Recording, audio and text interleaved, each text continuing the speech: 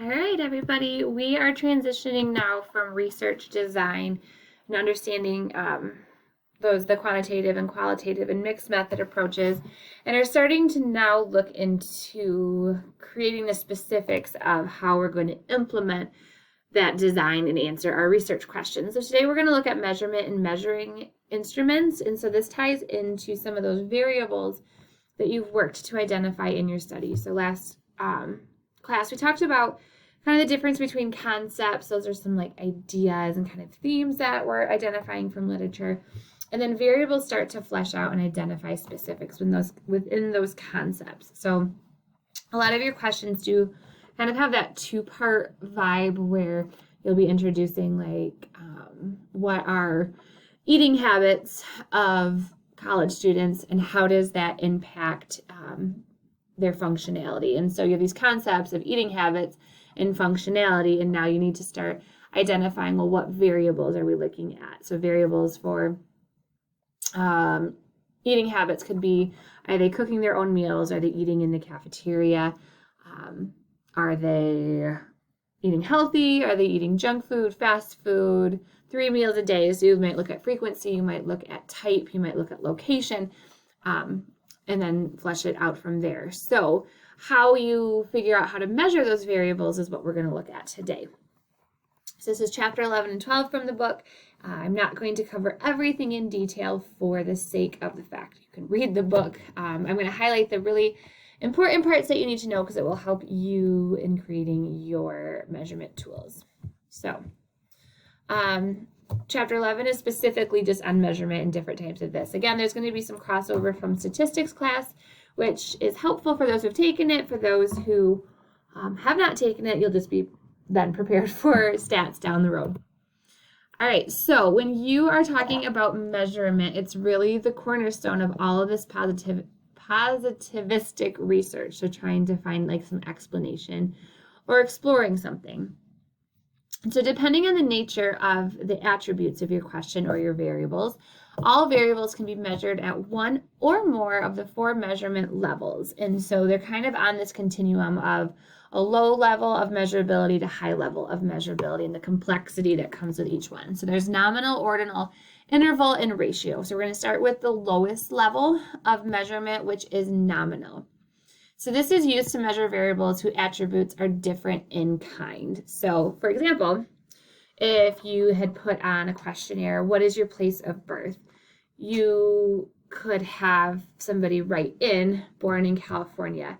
Well, you're not, it's impossible to be born in California and in Chicago. And so it is 2 distinct things. There's no crossover. It's very specific. Typically, a lot of the demographic questions that you get asked on surveys is typically nominal information because the attributes of whatever, however you're responding are different from a different response that you could make, and there's no overlap or need to interpret. Very cut and dry, black and white. That is nominal. Ordinal goes a little bit more specific. This is a higher level of measurement, and this is used to measure variables whose attributes can be ranked in order. So there's some order to it. That's kind of the root word of ordinal is the order.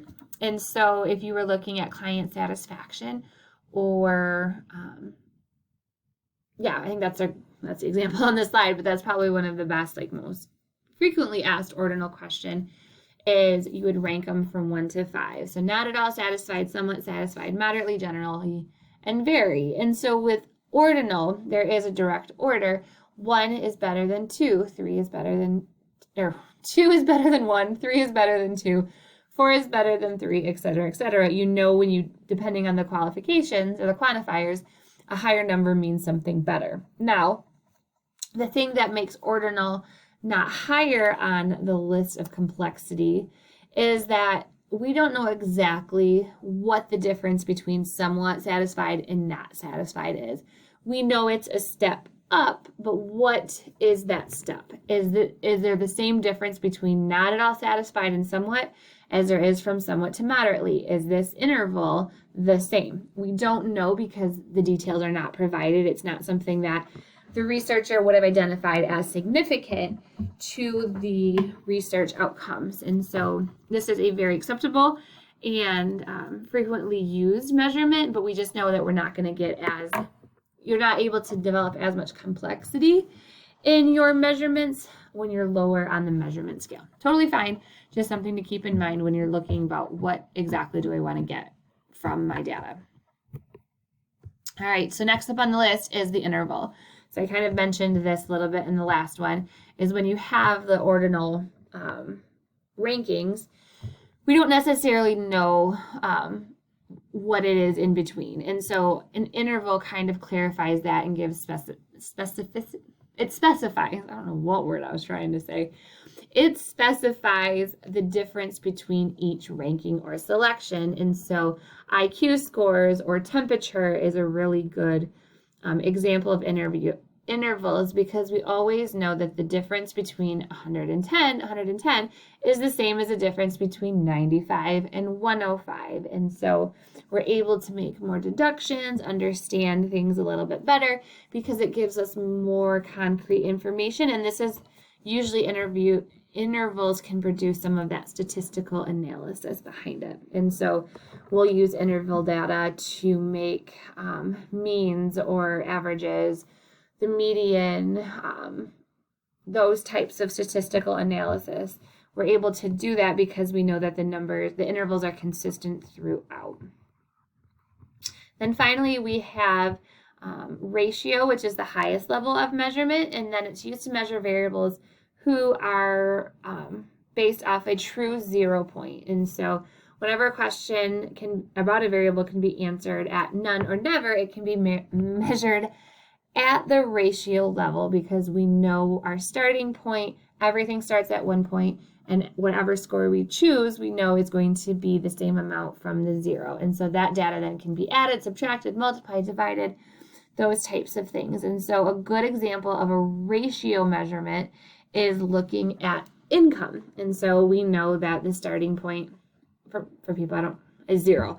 I guess you can maybe technically be negative income, but for the sake of clarity, 0 is kind of the starting point for everyone's income, and then you grow from there. And so you often see ratios categorized on questionnaires as because someone might not, it'd be impossible to put a checklist of everyone's specific income, because you would have $1, $2, $3, all the way up to however many millions dollars. So you'll do the ratio rating. So is your income 0 to 100, and then 101 to 500, or no, to 200, because you want to make sure that the increases are equal throughout. But it does allow for more clarity in information, and giving you some space to be able to succinctly collect the data versus trying to create a bubble chart that has every single possible income in the world. So those are the 4. To recap, we have nominal, ordinal, interval, and ratio. And as you can see, this is kind of that ranking from the lowest complexity to the highest complexity, nominal to ordinal, interval to ratio. How often nominal and ordinal can sit in the qualitative data, because there's not much statistical analysis you can do with nominal data. There is some, don't get me wrong, but quantitative is going to give you some more of the objective stuff because you're at this level. And so this kind of just summarizes and breaks it down. It's pretty helpful. All right, so criteria for selecting a measurement instrument. You want to look at some different steps, which are utility. How easy is it to use? So sometimes you might choose utility over you might have a survey that has incredibly good questions, and you'll be able to glean incredibly specific data, but it might take 3 hours to complete. So is that user friendly? Are you going to be able to capture your audience's attention for that long? Are you going to get accurate answers throughout based on answering fatigue? And so you really want to look at what is going to be the most effective for your population. You might not want to utilize an internet-based survey for a population that doesn't have access to the internet. You're not going to get responses. So that's something to think about. Sensitivity to small changes, and so that might impact the reliability or Validity, non-reactivity, so that's kind of looking at causality. I'm not going to go into like super big detail on these, only because it's important to know, but you can refer back to your textbook if you have questions specifically about it. Obviously, you want the measurement to be reliable, that if you administer it to a group of people, you're going to get similar responses, and then the validity ties in with that as well.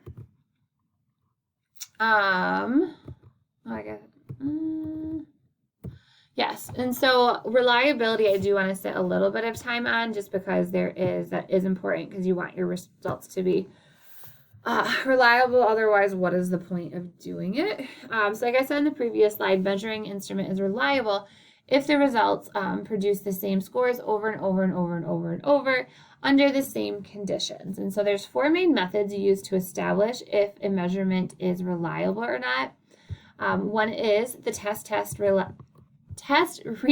method. And so that is when you take the measurement instrument and you administer it to the same group of people twice. So you do it once, and then you do it again on a separate occasion. And so correlation, so this is getting into some of the statistics, is that if you're able to produce similar outcomes, you're going to have a higher score, which means they're closely correlated and you're getting good, predictable, valid information. So you look at 0.8 to 0.9. Those scores show high reliability. Perfect would be 100.